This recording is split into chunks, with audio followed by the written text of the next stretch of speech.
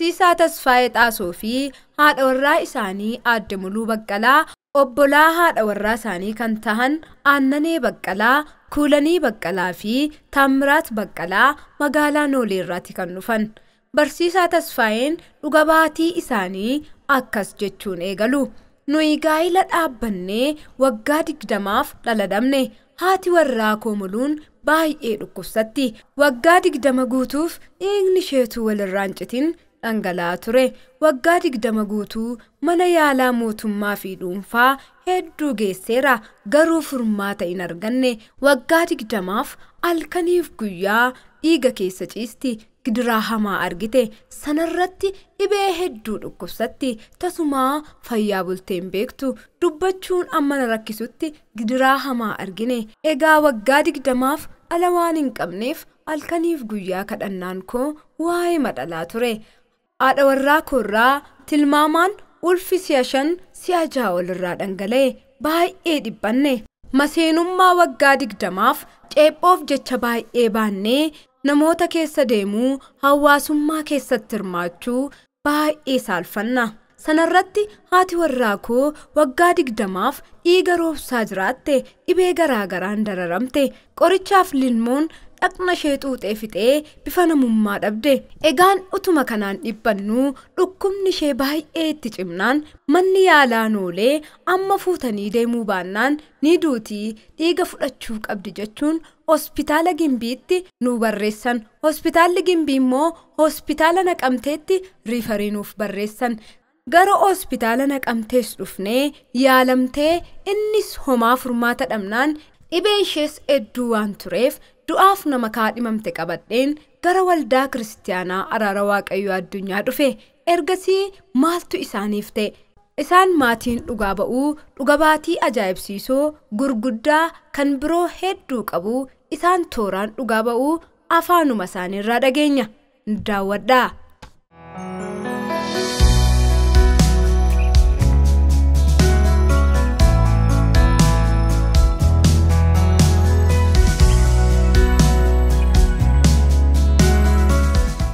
Maqaan koo Barsiisaa Tasfaayee Xaasoon jedhama. Kan irraa dhufe Wallaggaa Lixaa Noolee Kaabbaarraan dhufe. Obboloonni warri na bukkee dhaabbatan kun immoo obboloota haadha warraa kootiiti, firootuma kooti jechuudha. Isheen kun obboleettiin koo isheen ittaantee jirtu kuni Muluu Baqqalaa jedhamti. Isheen ittaantee jirtu Aannanee Baqqalaa jedhamti. Akkasuma obboleettiin ittaantu kun Kuulanii Baqqalaatii fi obboleessi achaanii jiru kun immoo Taammiraat Baqqalaa kan jedhamanii maatiidhuma tokkodha jechuudha.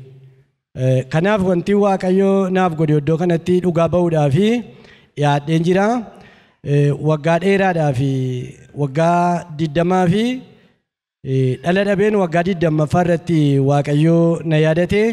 Na yaadachuun Waaqayyoo immoo maalirraan kan ka'edha? Bara 2011 iddoo kana lafa kanarra yookaan immoo mana sagadaa kana keessa Hafuurri Waaqayyoo na gargaaree anillee kan inni dhufee fi gara mana yaalaatti rifeerii isuman aanaarraa fudhadhe yookaan immoo Noolee Kaabbaarraa fudhadhe gara godinaatti yookaan immoo gara Wallaggaa Lixaa gara Gimbiitti san dhufe. Obboleettiin kun dhiiga fudhattu malee fayyuu hin dandeessu, dhiigisee dhumeera waan jedhameef rifeerii sana fudhadheen gara Gimbiitti dhufe. Gimbii dhiiga hin qabnu jedhanii achumatti immoo fooyyee qabaa jedheen gara Adventistii hospitaalatu jira, achitti naqee achiis hin qabnu jedhanii gara riferaalaatti na dabarsanii isheedhuman fidee dhufe. Yeroo kanattis iddoo sanatti dhiiga kennuufii hin dandeenye mirmaraatuma geggeessanii guyyaan sun guyyaa wiixataa yookaan immoo dafinoodha kan inni addana dhufe. Mirmaraatuma geggeessanii dafinoo achoollee facaasaa achoollee roobii gara naannoo sa'aatii 5tti Mee utuu asin findura waggaa amma kana keessatti dhukkubni isaanii maal ture? Sababii maaliif dhala godhachuu dadhabdan isin waggaa 20 kanaaf? Eshi wanti nuyi dhala godhachuu dadhabneef isheen yeroo dheeraadhaa fi dhangala'uu dhiigaatu itti baay'ata. Dhangala'uu dhiigaa kanaan al tokko dhiigi kun garaatti nafa, ji'a 2 turee garaadhaa dhangala'a. Yeroo itti dhufu immoo gara 7 3 irra tura, gara ji'a 1 irra tura. Utuma jedhu dhiiga ishee hubee namummaa ishee kana nyaatee fixe. Dhukkuba gosa garaagaraa of keessaa kan qabdu, dhukkuba gosa hunduma wanti lafa kanarra jiru hundumtiyyuu jechuun kan akka taayifoidii lafuma kanarraa kan itti faca'u akkasumas immoo dudda kutaa jetti coggaarraa jetti sammuu koo keessa na ciniina jetti yeroo hundumaa gidiraa kana hundumaa isa dhaggeeffachuun iyyuu ana natti ulfaate nami tokko himatee yoo jedhe isheen hunduma isaa gaafa seentarreessitu ba'aa kana hundumaa keessa utuu kanaan jirru bara 2011 sana iddoo kanatti yommutti dhumne jennu sa'aatiin isaas gara sa'aatii 5ti waan ta'eef gara sa'aatii 5 sa'aatii 6ti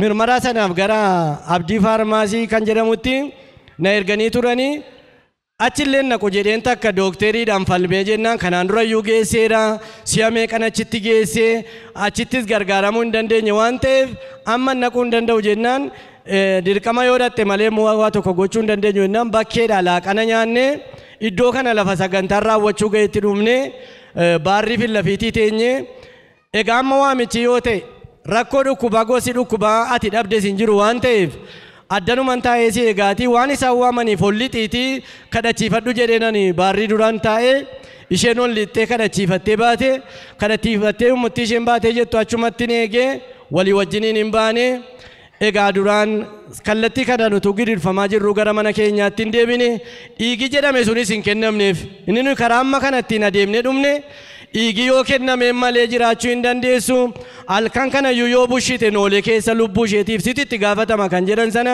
dhiiga sanas hin fudhanne qoricha sanallee kan waggaa amma kana ture har'a fidee ufumaa ittiin mana kana kosii waaqayyo nurraa koseesse mana kana ittiin hin balleessu jedhe qorichi sun hidhamaa isaa tamma yoo wanaa mana koo keessa jira isallee gaafan galu shinti beetiitti naquu nan danda'a akkaataa kanaan waaqayyo nu gargaaree fayyina guutuu kenneefi obboleettiin kun garaa isheetti dhiigni dhangala'u hafee dhangala'uun dhiigaa hafee dhukkubii warri kaan warri maqaan nuyi sila lakkaa turre hundi isaaniiyyuu tokkoyyuutu keessatti hin dhaga'amin yeroodhuma sanarraa kaasee ji'a sana booddee addana kan nuyi dhumne ji'a muddee keessa dhumne ji'a tokko gaappiidhuma sana gidduutti dhiigi sun ergasii achas hin deebine dhiigi sana booddee jiru mucaadhuma ta'ee hafe waan ta'eef utuma kanaan dhaggeeffannu utuma kanaan teenyu gara ji'a saddaan tokkoofittee shakkitee gara mana qorichaa seennattee gara mana qorichaa gaafa seennattu waa afeera fakkaataatii of eeggannoo godhaa hojii garaagaraarraa of eeggannoo godhaa jennaan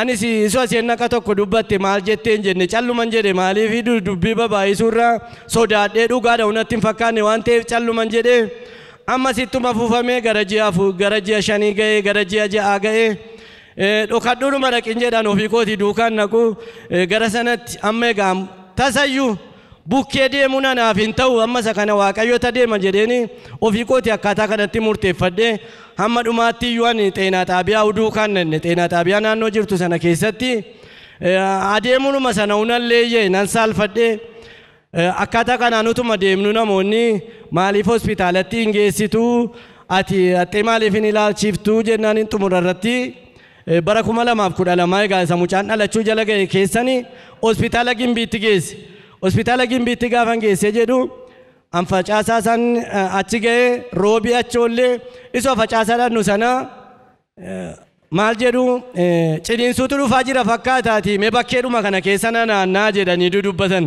isun ba'aa kooyyuu lafan kenne shaantaama kooyyuurra irraa faddeen akkan fannifadhee jirutti amma sana yuani sana dhageera waan ta'eef shaantaa koo baadhadhee nama isheen naannoftu kana gibbii sana keessa naanna'an ture an ofiyyuun beeku akkaataa kanaanii guyyaa sanatti idaar 25 jechuudha sadaasa 25 bara 2012 waggaadhuma kadhati kun nuuf kadhatametti waaqayyo dinqii amma naga'u kan waggaa 20ffaa keenya irratti waaqayyo misiraachoo yookaan immoo gammachuu amma kana ga'u nu gammachiise erga inni garaatti hafee immoo waan baay'een immoo yaadda eega gara saayinsiitti immoo deebi'e amma mucaan kun dhuguma nama akka dhukkubsataa turte kun nama akka dhiigi keessa dhangala'aa ture kun dhuguma mucaan fayyaa dhalata moo yaa waaqayyo ala namoo taammirii biraatu uumama jedheen immoo deebi'een immoo gara saayinsiitti yaada koo immoo harkisuutti ka'e kanaan mucaan kun harka isaatu miidhama moo ija isaatu miidhama moo namoo garaa keessatti miidhama jedha saayinsiin miciree irratti miidhama jedhee dubbata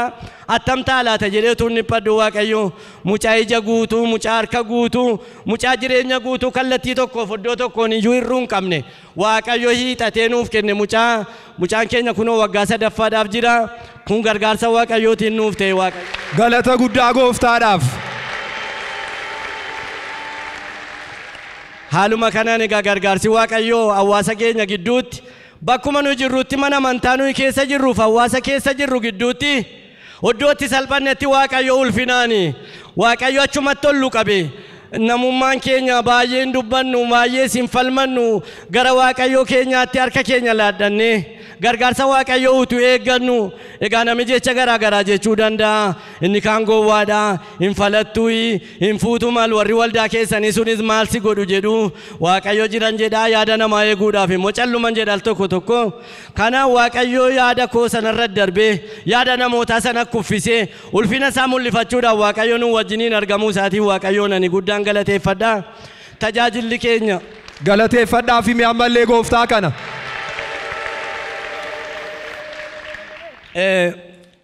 Amma egaa baadiyyaadhuma sana keessa gaxariitti egaa amma nama dura dhaabbannee tajaajila kadhataman daraa hin tajaajilla amma namni tokkittiin kun mucucaachuun nama meeqa mucucaachisa laata jedheen itti yaada kaleessa dhaabbatee namni kun waama xixinnoo tokko nutti dubbateera erga baluuti gara mana Waaqayyoo kana hin dhiibne hin jedhu jedheen an jireenya koo keessatti kanan sodaadha. Amma waa'een fuudhuu sanaa miti hiikaa guddaa kan inni itti kenne namoonni kun attam ta'u namoonni kaleessa nurraa dhaggeeffataa turan kana gaaf tokko gaaf lama fuula saba Waaqayyoo dura dhaabbanneerra waan ta'eef kan jedhu isatu na yaaddeessan ture Waaqayyo yaaddoo koo sana narraa kutee Waaqayyotu na gargaare egaa namni immoo waan dhabe sana rakkata yeroo baay'ee lafa sagantaa gaafa dhannu gaaffiin koo inni guddaa waa'eedhuma mucaati. Hammatu gooftaan koo gidduutti dhufe yuutuun gaaffii mucaa gaafadhuun lubbuu kooti mootummaa Waaqayyoo dhabaa laata kan jedhutu gaaffii guddaatu laphee kootti na dhaga'ama hawaayedhuma tokkittii kana aliin moofan jajjabeessa maalami mucaa dhabee duwwaa rakkataa biyya lafaa kanarra nami rakkina adda addaa qaba hir'ina adda addaa qaba jedheen moof jajjabeessa Waaqayyo immoo gara koo hin dhufa jedheen moof ittiin nan lallaba seexanas immoo mogolee nan buusaa akkaataa kanaan humni Waaqayyo hamartii rakkinaa isa yeroo hundumaa laphee koorra taa'ee na rakkisu narraa buusee Waaqayyo mucaa koo fuudhee qoma koorra naa kaa'e wanti dubbadhu keessaa immoo jireenya koo keessatti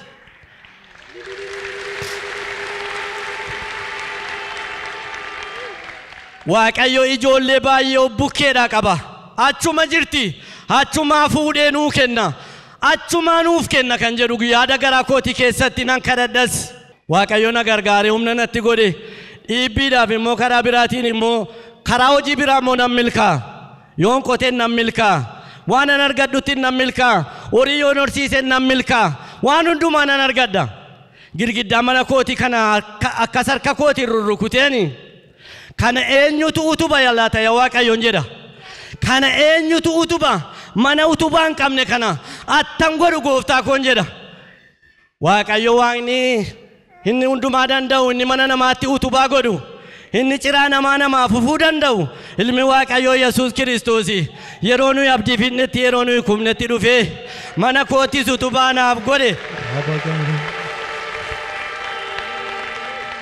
kanaaf obboloota koo amantii jechuun wallaansoo ciccimaa qaba eeyyee amantiin baay'ee itti dhufuunsaa gaariidha jireenya bara baraa of keessaa qaba waan ta'eef kanaaf tuffatamuu kana hundumaa keessa salphachuu kana hundumaa keessa leeyyoo kana hundumaa keessa Waaqayyo kana keessa nu dabarsee mucaa kana nuuf kenne kanaaf egaa rakkinni baachaa ture dhukkuba seenan baadhaa utuu immoo isumaayyuu immoo mucaa dhabuu waan tokko ta'e utuu immoo fayyaa qabaattee hojii na gargaarte maal ta'an jedha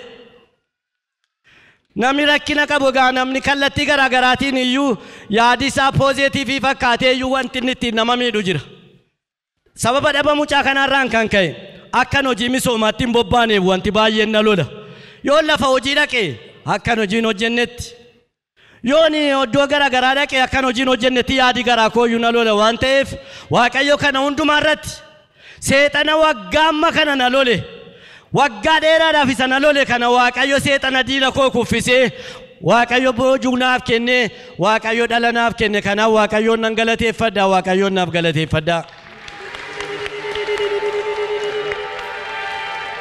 Mee ammallee Waaqa Abrahaam isa nama eebbisuuf galanni guddaan hin ta'a galata guddaa. Waa baay'eedha abbaa warraa keessan kan dubbatan waggaa 20 dhala dhabuu keessan akkasumallee waggaa 20 dhiigisin dhangala'uu keessan mee irra caalaatti waa'ee dhalaa isaan dubbataniiru waggaa 20 dhiigisin dhangala'aa ture mee isa kana ibsaa dubbadhaa. Waggaa 20 dhiigi koo ji'a 2 ji'a 2 torban 3 hin baa yeroo ba'u immoo ji'a tokko faanarra taa torban 3 irra taa dhiiguma keessan ciisanii yoonas galagaleessi yoonachi galagaleessi dhiiguma keessan ciisa.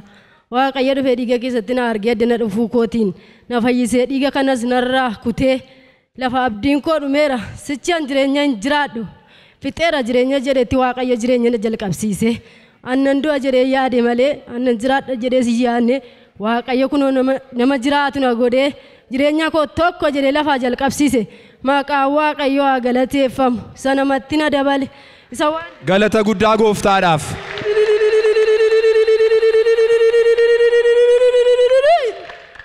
namatti na dabale waan dubartiin tokko arguu dandeessu Waaqayyo na argisiise tarree dubartootaatti na dabale an tarree namaa hin deemun ture dubartoota nan sodaadhan ture sababiin dhala hin godhanneef na ceepha'u jedheen sodaadhan ture Waaqayyo dhiiga dhangala'uu keessa na kaase hin hafe tokko jedhee Yesuus jireenya koo jalqabee naaf hojjete dhalas naa kenne isan nyaachuu dadhabe isan dhuguu dadhabe akka nugu akka nyaadhu na taasise jireenya qaba garuu nyaadhu nuffadhu bor ciisicha inni taanu ciisicha jiittaanu ciisicha waggaan ittaanu ciisicha siqiqiidha gadda gadadoof gaddanarra dabarsee Yesuus tokko jedhe jireenya koo jalqabsiise kunoo harreefuun jireenya jalqabe gaafan dhaladhe miti namatti na dabale firri koollee kan na duukaa rakkatan obboloonni koo obboleessi koo kun leetuu nan gatin Waaqayyo laphee isaanii laaffisee akka inni nan ganne na taasise kana Waaqayyotu naaf godhe namni dandeettii kanaa hin qabu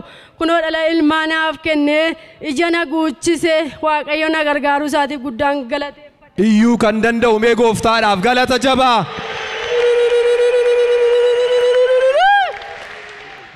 Mee gaaffii tokkoon sin gaafadha waggaa amma kanaaf garaatti sin hafeen beeku takkaayyuu. Juma 2 torban 3 baa yeroo ba'u immoo yeroo inni sa'aatii 24 dhangala'u utuu walirraa hin citin wanti sammuu koo na ajaa'ibu akkamitti ani hin du'u utuu dhiigi kun dhangala'u namnoo yeroo tokko qoraattiin nama waraante illee dhaqee shasiifatee hin du'a jedhu hanu sa'aatii 24 faa yeroo inni dhangala'u utuu naggeeffadhu tarii du'ee faan bulaan jedhaan dhiibbee faana keessaa asii gadi na keessaa darbata nama jiraachuu malee miti man dhugaadha dhugaa Waaqayyooti gara jireenyaatti hinduutu jedhe akka Iyyoobiin iji Waaqayyoo narraan kaane iji Waaqayyoo narra naannaa garuu seexanni lubbuu koo itti laanne wantichi wanta du'uudhaaf baduudhaaf hawwaalamuudhaaf murteessaniiru diinan iji Waaqayyoo immoo narra jira narra naannaa kanatti na fayyise na gargaaree kunoo hojjetadhee dhala kanas kunoo guddifachaan jira hojii koos hojjetachaan jira baay'ee na jabeesse baay'ee warra galataana godhe biyyi koollee gaafa inni mucaa kana fudhadhee galee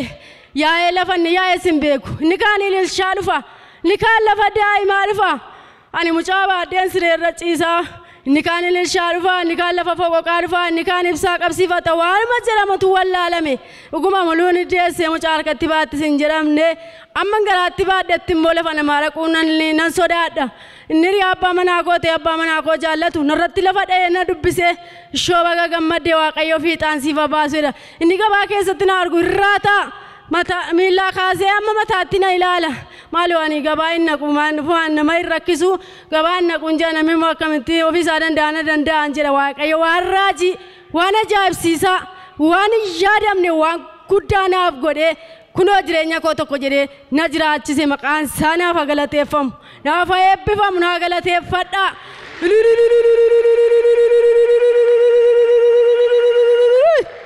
Siya meeqaaf sinirraa bee siya meeqa garaatti sinafee siya meeqaaf sinirraa bee yeroo sana? Tilmaama baay'eedha waggaa tokko kana dhangala'aa tilmaama isaa kunoo natti fagaata gara yeroo jaasintaa tilmaama isaa baay'eedha nama jiraachuu malu miti dhiigichi humnaa oli utuu cobuu bulaa utuu cobuu oolaa. Hal tokko sa'aatiin attiin hin kennu maan namni kana keessaa qabdi dinqiidha kun anaafuu ajaa'iba kun dhugaa waaqayyoo maqaan isaa anaaf galateeffamu maqaan isaa anaaf eebbifamu maqaan isaa galateeffachuu duwwaadha amma waan baran jiraa hundumaattiin isa galateeffadhan naaf galatoomu. Dinqiin waaqayyoo afaan nama qabachiisa mee lafa ol ka'aa dhaabbadhaati gooftaadhaaf galata jabaan hin ta'a galata guddaa.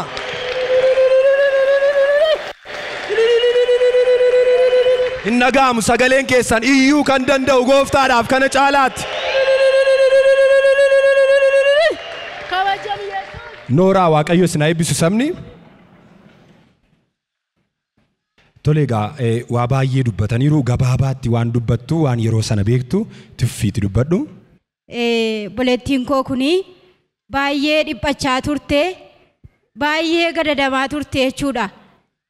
Akka riyaa isheetii baatee deemuu hin dandeessu akka riyaa isheetii fiiguu hin dandeessu in sodaatti mani namaa guuttee deemuu hin dandeessu sababii dhala hin qabnee fi sababii tuffatamtuu fi sababii akka itti ceephaamtuu fi deemuu hin dandeessu jechuudha.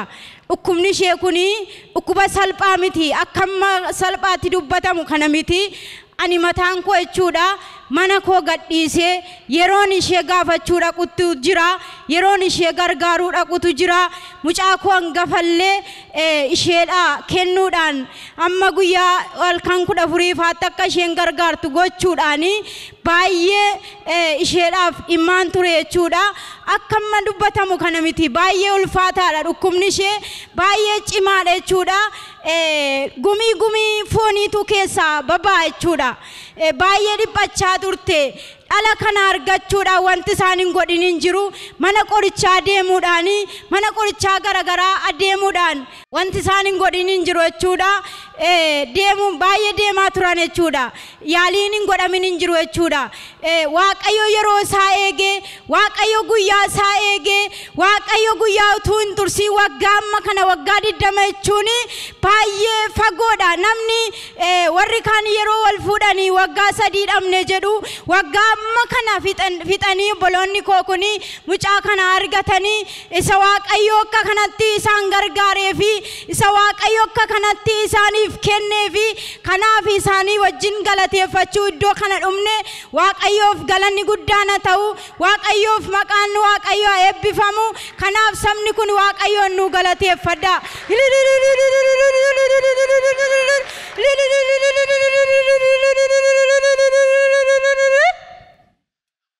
Egaa akkuma beekamu baay'ee isaan dubbataniiru kan yeroo sana baay'ee iddoo isaanii buunee yaaddaa nuffaa turre yaalii isaan dhufanii asitti yayyaalamaa turanii hin deddeebi'u garuu wanti sun geeddaramuu hin dandeenye ammuma amma deebi'u mana yaalaatti abdii faarmaasiitti hospitaalatti iddoo adda addaatti garuu jijjiiramni tokko iyyuu fala argachuu hin dandeenye fayyaa isheetiif mucaayyuutu hin ta'in furmaatiin argamne qabeenyaa isaanii fixanii mana yaalaatti deddeebisaa turani garuu waaqayyoo inni lafa kanarra jiru inni hojii dukkanaa diigu inni abaarsa namarraa cabsu inni maseentuu haadha ijoollee godhu lafa kanarratti obboleettii keenya yaadate kanaaf waaqayyoon nu galateeffadhaa galateeffachuu dhufne.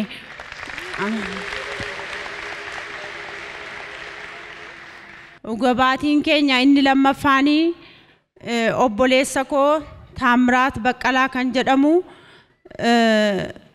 bakka biraatti rukutamee iddoo waraanaatti rukutamee guyyaa 4 fi namoota du'an gidduu ture du'aadha se'anii achi keessaa namni arguu hin dandeenye guyyaa 4 booda garuu sosocho'ayyuu arganii mana yaalaa Bishooftuu gashani mana yaalaa Bishooftuu sanatti yaalamaa ture utuma yaalamaa jiru ati firan qabduu ati maatiin qabduu jedhanii qorachaa turani dooktaroonni yeroo sanatti ani waldaa araaraatti dubbachuu hin danda'u harkaan barreessee dooktarootaanii ani maatii qabaa maatiin koo naqamtedha obboleessi koo waldaa araaraa keessa hojjeta jedhee harka isaarratti barreessee gaafa jedhu dooktaroonni waldaa araaraa kana iskiriinii isaarraa lakkoofsa bilbilaa fudhatanii obboleessa keenya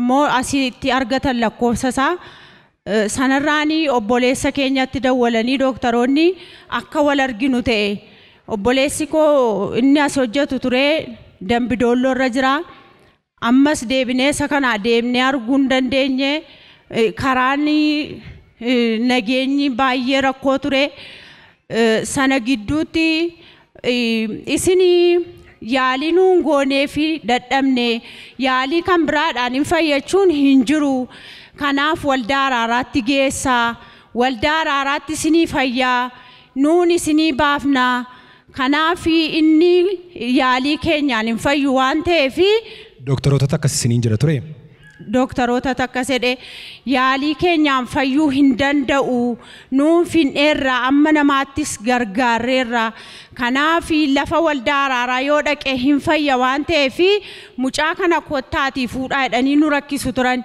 nuun immoo kana gidduu akka itti deemnee isa gargaarru hin dhabne garuu gaaf tokko as dhufee teelegiraamiidhaan footoo isaa nu ergani sammuun isaa gadhiiseera nama reebaa yeroo teelegiraamiidhaan nu ergan sanatti harki isaa dudduubatti hidhamee ture sanaan booda finnee footoo isaa sanarratti bishaan araaraadhaan kadhachiisne amma ta'e fooyyee argateeraa jedhe dooktarichi bakka achumaan ga'a guutummaa guutuutti nama akka inni ta'u hin barbaaddu yoo ta'e yoo inni du'e hin boo'inaafiitii kottaa lafuma araaraarraan gaadhaa jedhe sanaan booda namni kanaan nu gargaarus hin jiru hin sodaanne isas fiduu sanaan booda sitti dhufeen zayitii araaraa bitadheen zayitii araaraa kanan geesseef yaa Waaqa raajii masarat irra teessee dhukkuba kaansarii fayyistu yaa Waaqa raajii masarat adaraanan qaanessin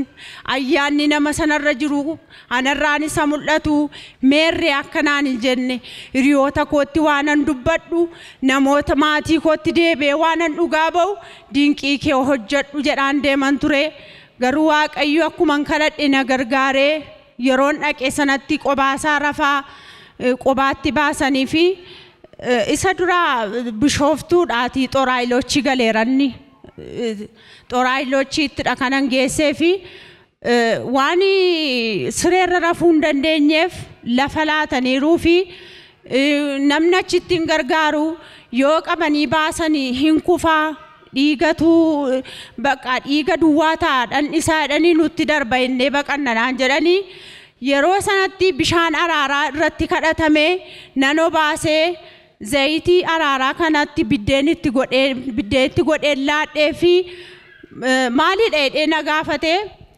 qorichadhaan jedhe waliin isaa hin galuuf yoon itti meedheen qoricha dhadheetti dibne isa durii achi namni kaasuun hin dandeenye isa namni lama baatee mana fincaanii geessu yeroo sanaa kaasee namni tokko iyyuu qabuu hin dandeenye ofuma isaatiin ba'ee mana fincaanii dhaqee ofuma isaatiin ba'ee bakkeedhaa olii gadi deemuutti ka'ee Waaqayyo akka kanatti sammuu badeeddootti deebisee jireenya nuun jira jennee yaanne waggaa 15 eegga ba'ee jireenya gadhiiseera akka malaalamu kana miti amma lama teera Waaqayyo akka kanatti nu gargaare isa akka kanatti sammuu bade deebisu isa kuba gaggabdoo namarraa hiiku ilma Waaqayyo gooftaa Yesuusin nu galateeffadha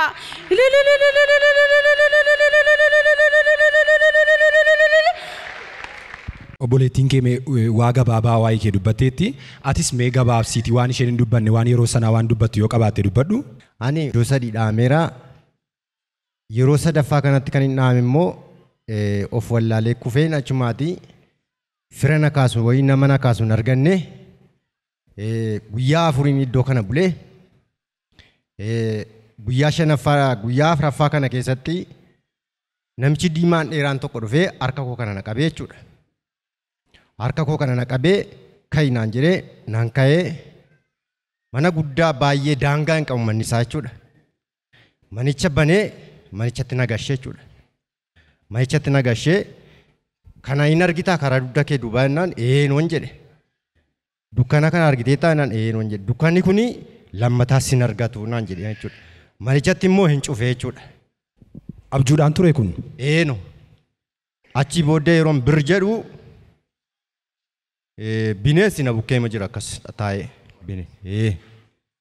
Namni na bukkee hin jiru hin ajaa'ibicha. Waanuma ajaa'ibichaadha waanuma raqadhaa. Achi bakka gaafa bari'utti bineensi kun na biraa sokkee jechuudha. Achi gaafa sa'aatiin 2 ta'u namni naa dhufee carqii koo kanarraa babbaqasanii gara mana yaalaatti na geessanii namichi kun daqiiqaa 20 tafaa jedhanii achi booddee gulukoosii naa kennanii ammas mana yaalaarraa mana hospitaalaarraa gara hospitaalaatti na dabarsaa gara Bishooftuu na geessanii Bishooftuudhaati obboloota koo argadhee jechuudha silkii obboloota koo. Achiiti Bishooftuurraati gara Xooraaleechi nan ga'ee Xooraaleechi ga'ee yaa'u obboleettiin koo naa dhufte jechuudha. Obboleettiin koo naa dhufte hin ka'u. Mana ciisichaa kan na geessu nama 2 dhabaatee deemee iddoo garaa koo ka'uu hin danda'u. Wal jedhee taa'uuf hin danda'u. Of hin beeku. Obboleettiin koo kun dhuftee bishaan kana as mataa koo irratti waan gootee afaan koo kana keessattis naa goote maa inni hin jedheeni. Achi obboleettii tokkotu jiraachuma ishee bira xeebultee jechuudha. Ganama nanni koo natti salphateen maansaa wallaalee jechuudha lafa. Akkas girgiddaa qabadhee mana ol ka'ee yeroo hin jedhu nanni koo natti salphate bakka nan ka'ee mana fincaanii ofuma kootiin of danda'een deemee jechuudha. Mana fincaanii of danda'ee deemeen gulukoosii koo fudhadhee bakkeen oolee bakka guyyaa sanaa kaasee jechuudha. Ciisi namicha naatiin fayyine naan jedhu ani fayyeeraa hin jedhan. Kanadha Waaqayyoo hojii guddaa kan inni naaf hojjete kan natti agarsiise kan ammoo dhugaa ba'uun qaba jedheetan har'a mana isaatti kanaan nagahee naa galateeffadha Waaqayyoon. In galateeffannaaf galanii guddaan hin ta'a Waaqayyoof. Egaa wanti Waaqayyo nuuf godhee haasaamee dhumuu hin danda'u garuu yartuudhuma isaarraa dhugaa baanee yoo guyyaa Waaqayyo nuu laate guyyaa biraa dhugaa baanaa. Wanti Waaqayyo nuuf godhe lafa kanatti waan baay'eedha.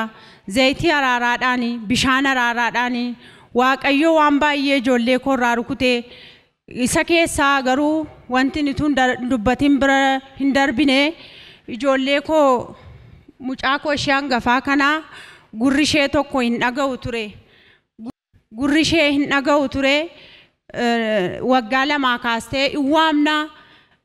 Garuu yaadaan nu qabdeen jirtu jenna malee gurri ishee akka dhukkubu hin beennu hinooqxi calluma jettee hinoosisa yoo waamne hin dhageessu sanaan booda utuun mani kanaan jedhu mala'uu jalqabe gurri ishee mala'uu jalqabee qoricha inuma ni bitaa mana yaalaa nan geessa garuu fayyuu hin dandeenye.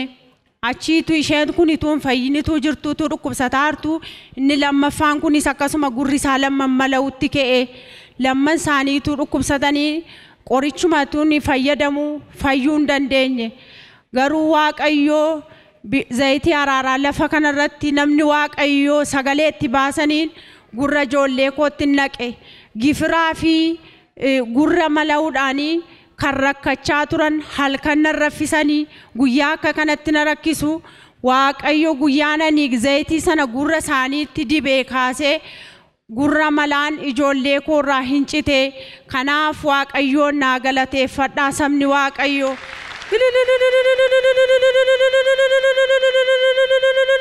Waaqayyoon ammallee itti daballee dhugaa baatii isaanii hundumaaf walitti qabne Waaqayyoon hin galateeffanna. Waaqayyo sinaa eebbisu akka fayyitanitti hafaa Nooraa.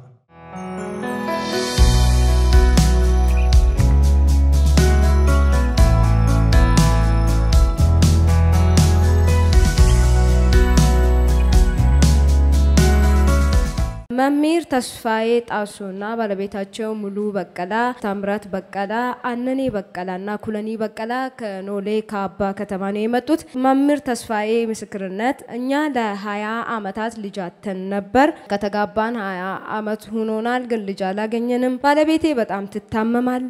እመሟ ደግሞ ብዙ ስለሆነ አንዴ ታይፎይድ፣ ራስ ህመም፣ ጨጓራ የተለያዩ ያጣች እመም የለምና ብዙ ጊዜ ትታመማለች። በዛ ላይ ደግሞ ለ20 ዓመታት በጣም ደም ይፈሳታል። ሁሌ ደሟ ደፈሰሰ ነው። 5-6 ከሷ ላይ ጽንስ ተጨናግፈዋል። ሐኪም ቤት እንሄዳለን። የተለያየ ሐኪም ቤት ወስጃታለሁ፣ ግን ምንም መፍትሄ አላገኘችም። በመጨረሻም እኛ አካባቢ ያለው ከኖሌ ካባ ወደ ግንቢ ሆስፒታል ሪፈር አደረጉልን። ግንቢ ሆስፒታል ደግሞ ወደዚህ ወደ ነቀምት ሪፈራል ሆስፒታል ሪፈር አደረጉልን። ኖሌ ካባ እሷ ደም ስለሌላት አሁን ዛሬ ከዚህ ከተማ ይዛት ካልወጣ ልትሞት ትችላለች ብሎኝ ወደ ግንቢ ሆስፒታል አስተላለፉን። ግንቢ ሆስፒታል ደግሞ ወደ ነቀምት ሪፈራል ሆስፒታል አስተላለፉን። በዚህ በጣም እየተቸገርን ነበር። እኛ እንግዲህ ለ20 ዓመታት ልጅ ስለሌለን በጣም እግዚአብሔርን ሁሌ እኔ ጸሎት ቤት ሲሄድ ምንም ጸሎት አልነበረኝም። ለ20 ዓመታት ልጅ ስጠኝ ብዬ ነው የምጸልየው። ጓደኞቼ መሃል እኛ ሰፈር መሄድ በጣም ያሰቃየኛል፣ ወይ ደግሞ አንገቴን ደፍቼ ነው የምኖረው። ጓደኞቼ መሃል መሄድም በጣም ያሳቀቀኝ ነበር። በዚህ በጣም ይቸገር ነበር። ከዛም ባለቤቴም በጣም ታማ ስለነበር ወይ ደግሞ ደና ሁና ስራ ስለማታግዘኝ እኔ ብቻዬን ከሷ ጋር በጣም እየተሰቃየው ነበር። እዚህ ወደ ነቀምት መተን ስለነበር በዚህ ወደዚህ ወደ ወልዳ ክርስቲያና አራራዋ ቀዩ አዱኛ ይያት መጣው። እዚህ ስንመጣ እሷ ብዙ ህመም ስለነበረባት አንድ ህመም ከጠሩ ወደ ፊት ለፊት ውጪና አጸልይ ያልኳት እኔ ወደዛ ወደ ጓሮ አካባቢ ተቀመጥኩኝ። ከዚህ ነብይ መሰረት ታዬ ልጅ የሌላችሁ ወደዚህ ኑ ብሎ ሲጠሩ እሷም ጨርቅ ይዛ ወደዚህ ወደ መድረክ ወጣች። የእግዚአብሔር ሰው ነብይ መሰረት ታዬም ጸለውላት። ከዛን ቀን ጀምሮ እሷም ኡርጉዞ ነች። በአመቱ እኛ ወንድ ልጅ ተሸክመን አሁን ወንድ ልጅ ይዘን መተናል ብሎ መስክሯል። ባለቤታቸውም እንዲህ በማለት መስክራለች። እኔ ለ20 ዓመታት ደም ውስጥ ነበር የሚተኛው። ደም ውስጥ አይቶኝ ችግሬን ያራገፈልኝ ብዙ ህመሜን ያራገፈልኝ እግዚአብሔር ነውና ጓደኞቼ መሃል መሄድ ገባ መሄድ አልችልም። ምክንያቱም መሃን ስለነበርኩኝ በጣም እፈራለሁ። እግዚአብሔር ይሄንን ስም ሁሉንም አንስቶ አንገቴን ያስደፋኝ ልቤን የሰበረውን እኛ የተዋረድንበት መንደር እግዚአብሔር ወንድ ልጅ ሰጥቶን አንገታችንን ቀና አድርገን እንድንሄድ አድርጎናል። ለዚህ ሁሉ እግዚአብሔርን አመስግኑልኝ ይላሉ። ይሄ ብቻ ሳይሆን እሷ በተለያየ ህመም እየታመመች ስለነበር እሱንም ህመሟንም እዚሁ አራግፈን ገባን። ለ20 ዓመት ልጃተን የነበረውን እግዚአብሔር በወንድ ልጅ ካሳ አደረገልን ብሎ መስክሯል። ሁለተኛ ምስክርነታቸው ደግሞ የአቶ ታምራት በቀላ ነው። አቶ ታምራት በቀላ በጥይት 3 ጊዜ ከተመታ በኋላ አራተኛ ላይ ራሴን ወደኩኝ። ራሴን አላቅም፣ ማውራት አልችልም። በዛ ላይ ደግሞ ሰውኔ አካባቢ ስለሌለ ምንም ማድረግ አልቻልኩምና ለ4 ቀናት እዛው ቆየው። ከዛ ወደ ቢሾፍቱ ሆስፒታል ወሰዱኝ። ቢሾፍቱ ሆስፒታል ሲወስዱኝ እኔ ራሴንም ስለማላቅ መሄድም ስለማልችል በምልክት ነበር በጽሁፍ ነበር ለነሱም የተናገርኩት። ከቢሾፍቱ ደግሞ ወደ ጦር ኃይሎች ወሰዱኝና እዚህ አራራ ቲቪ የሚሰራ ልጅ ስለነበር የሱን ስልክና የሱን ስም ሰጠሁት። በዚህ አድራሻ ደውሎ ወንድሞቼን ይቶቼን አገኙልኝ። እነሱ ደግሞ ከዚህ የተጸለየበት ዘይትና ውሃ ይሄ ይዛልኝ መጣች። እሷ ይዛልኝ ስትመጣ ያን ዘይትና ውሃ ስትጨምርልኝ እኔ ራሴን አወቅኩኝ። መሄድም አልችለውን መናገርም አልችለውን ሁሉንም ነገር ማድረግ ቻልኩኝ። ይሄን ያደረገልኝ እግዚአብሔር ነው ብሎ መስክረዋል። ሶስተኛ ምስክርነታቸው ደግሞ የወዘር ሙሉሂት ልጅ ነው ምስክርነታቸውን የመሰከሩት። እሷም እንዲህ ብላ መስክራለች። የመጀመሪያ ልጄ ጆሮዋን ከተወለደችበት ቀን ጀምሮ ጆሮዋን ያማታል፣ ስንጠራትም አትሰማም፣ ብዙ ጊዜ ታስቸግረናለች፣ ያሳክካታል። የሁለተኛውንም ልጄንም ጆሮውን ያመዋል፣ እሱንም በጣም ያሞ ነበርና ሁለታቸውንም ይመግላል። ጆሮአቸው በጣም ስለማይሰማ በጣም ተቸግሬ ነበር። ለነሱም ከዚህ የተጸለየበት ውሃ እና ዘይት ጨመርኩላቸው። ከዛን ቀን ጀምሮ ሙሉ ችግራችን ተራገፈልን። እግዚአብሔር ይሄንን ሁሉ አድርጎልናል። ለዚህ እግዚአብሔርን ሞቅ አድርጋችሁ አመስግኑልን ይላሉ። ለዚህ እኛም ሞቅ አድርገን ለእግዚአብሔር ክብር እንሰጣለን።